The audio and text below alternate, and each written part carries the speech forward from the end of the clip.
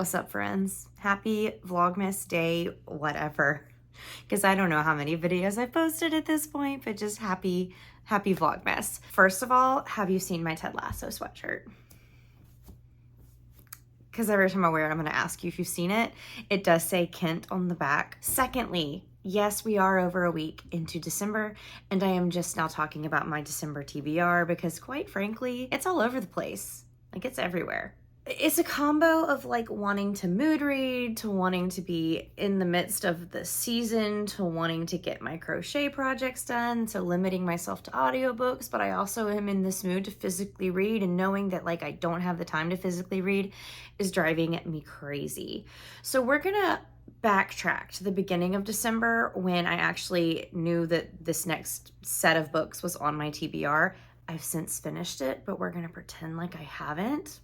So on my December TBR to start out the month, we have got the iconic, the fashionable, the She Is Everything tandem read from Throne of Glass. Books 5 and 6, if we're not including the prequel novellas. And if you don't know what the tandem read is, I'm going to give you the crash course. You read Throne of Glass, Crown of Midnight, Heir of Fire, Queen of Shadows as their own book.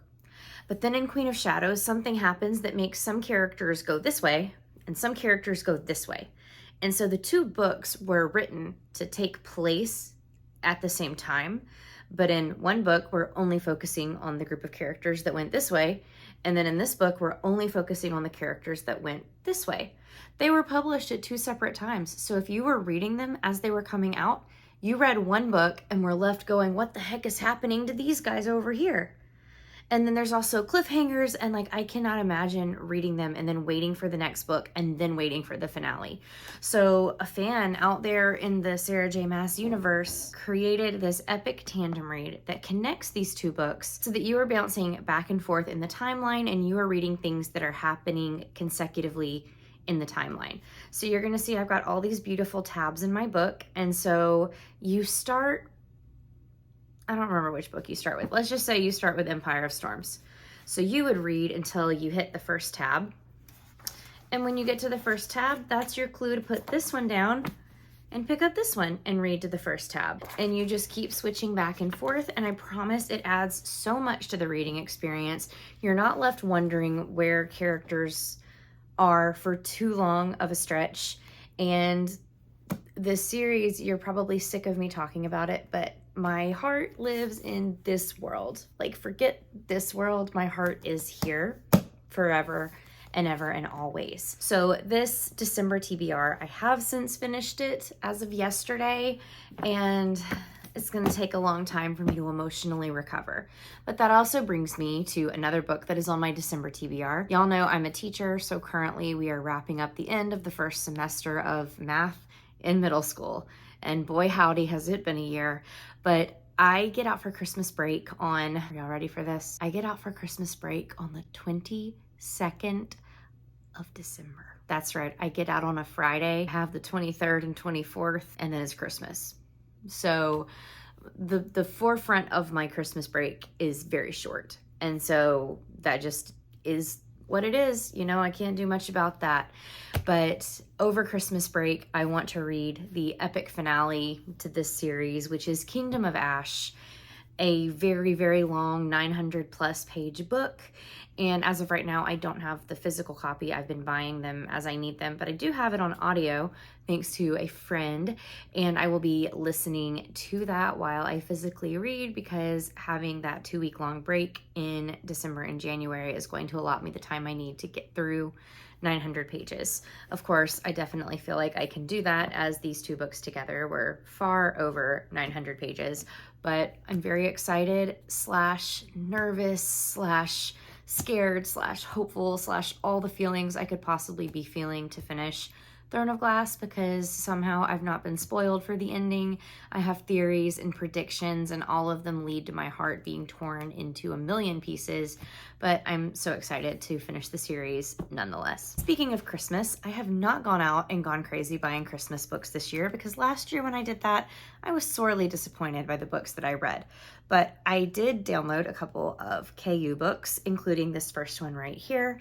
I have heard great things about this author and her Christmas romances, so this is one of the KU books I've downloaded, Catherine Walsh's Snowed In.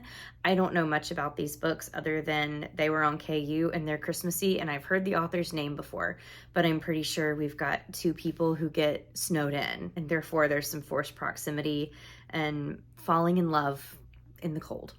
Sounds great. It says, old friends, fake flames, new feelings, which makes it also sound like it could be friends to lovers, which is my favorite trope of all time. I have another Catherine Walsh book from KU, and this is the one that I've heard the most about. Holiday Romance, again by Catherine Walsh, and I've seen this cover before, so I know it's been loved by a lot of people, and I think, I mean, I could be wrong, but I think this is a romance that takes place during the holidays. I don't know why I think that. Something just tells me it is. But the little blurb says, she's meant to be catching flights, not catching feelings. And I'm like, I can deal with a little stone-hearted girl during the holidays that ends up falling in love in like an airport or something. I was really hoping my book of the month box would have arrived by the time I was filming this video because every single book in it I want to read in December. But unfortunately, that's not the case, but let's go ahead and talk about it. So for my in-person book club, and that book is Shark Heart, A Love Story, and I just have heard really, really good things about this book, even though it's not my normal genre or the genre I tend to hyperfixate on. But it just sounds so compelling and beautiful and heartbreaking. And this book is about a young married couple, and the husband in the couple gets a diagnosis that he is going to retain his memory, his emotions, his feelings, but he is going to slowly transform into a very violent, very vicious great white shark. And so the couple has to kind of explore what that means for them and for both of their futures and for them in the here and now. And I think it's going to explore love and letting go and heartbreak and dealing with your own self as your body changes, which this is a very extreme, hypothetical, theoretical, fake situation of a man turning into a shark. But I think for anybody that has ever suffered from a chronic illness like myself, I have ulcerative colitis. I've dealt with blood clots in my lungs. I've had a very traumatic history with illness. And I think reading a book that looks at how an illness changes you physically, changes you mentally, changes you emotionally, challenges you spiritually, changes the relationships in your life, I think this is going to be just a really beautiful and relatable book in so many ways, even though the premise is very fantastical and out there. And I'm really looking forward to reading it. The other book that is coming in my December book of the month box is The Kingdom of Sweets. Again, I can't remember the author's name, so when I put the book up, you will see. I believe it's Erica Johansson, but again, it's right here. And this book is a dark fairy tale Nutcracker retelling. I'm gonna go ahead and tell you guys my other book club picked a Nutcracker retelling and it ended up being a dark romance. And a lot of people in my book club I don't think have read dark romance before. I'm not going to be able to attend that book club meeting, so I ended up not picking up that book, but I got really in the mood for a Nutcracker retelling. And so when Book of the Month had this one available as one of their December picks, I got excited. Plus it was a fantasy, and Book of the Month is hit or miss on their fantasy picks for me. I almost always get a Christmas or a holiday romance from them, and so this kind of take on a Christmas book I could have picked from their selections really made me happy. We follow two sisters as they dive into a far more sinister Nutcracker world than we're used to seeing, and I'm just excited to see where it takes me. And the other book that is coming in my Book of the Month box, which is going to be my last hopeful for December, again, I'm in a reading mood, so who knows if this is going to stay accurate, but I got Check and Mate by Ali Hazelwood. This is a young adult romance / contemporary that focuses on a girl who grew up playing chess and competing in chess, and honestly she's burned out at this point, and something leads her back into playing one more time, and I guess that she falls in love during this competitive journey she takes. I have dabbled in the world of competitive chess very, very briefly, and I lost every game I played. However, I love playing chess. I love the mental exercise that it gives me.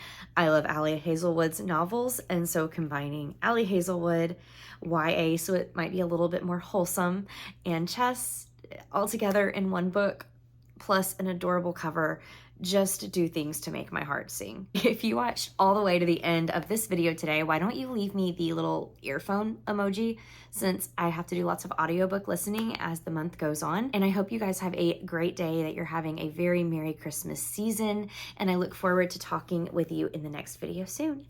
Bye guys.